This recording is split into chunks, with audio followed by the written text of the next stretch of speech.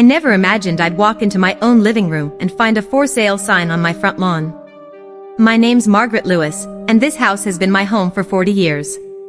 I raised my 2 kids here, painted the walls with them, scraped gum off the hardwood floors, and baked pies that filled the entire neighborhood with their smell.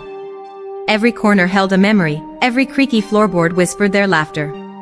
So when my daughter Emma called from college, giggling, and said, "Mom, don't worry about the house, we sold it," I thought she was joking. I wasn't laughing. The floor seemed to tilt beneath me. My hands shook as I gripped the kitchen counter. "Sold it? Without asking me?" I whispered, barely audible over the hum of the refrigerator.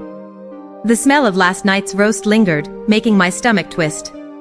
"Mom, it was the only way to cover Dad's medical bills and my tuition," Emma said, trying to rationalize it over the phone. But my son, Josh, chimed in, voice calm but firm, "We thought you'd understand.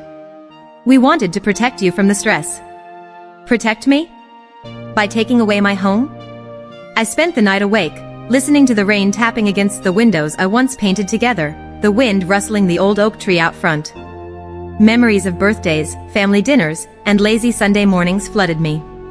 But somewhere between heartbreak and anger, I found a spark, an ember of determination. The next morning, I started making calls. Old friends, former neighbors, even the real estate agent handling the sale. I reviewed every document, every signature. I wasn't going to sit silently while my life was packed into boxes. Days later, I found a loophole. The paperwork hadn't been finalized. The house wasn't legally sold. My children had acted hastily, assuming I wouldn't care, or worse, that I wouldn't fight. I confronted them at the dining table, the same one where I'd cheered them on through homework and birthdays. I didn't yell. I didn't cry. I simply laid out the facts, the law, and the truth. This was my home, my life, my choice.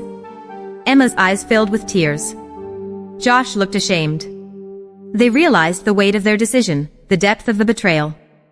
A week later, the for sale sign came down. I walked through the house, touched the walls, smelled the familiar scent of lavender from the garden, and felt the relief settle like sunshine. I didn't just reclaim a house, I reclaimed my voice, my power, and the respect I deserved. Sometimes motherhood means stepping back to let your kids learn. Sometimes it means standing tall when they forget the lessons you taught. And sometimes, it's about protecting the place where your heart lives. That day, I learned that even in an empty nest, a mother's strength can fill every room.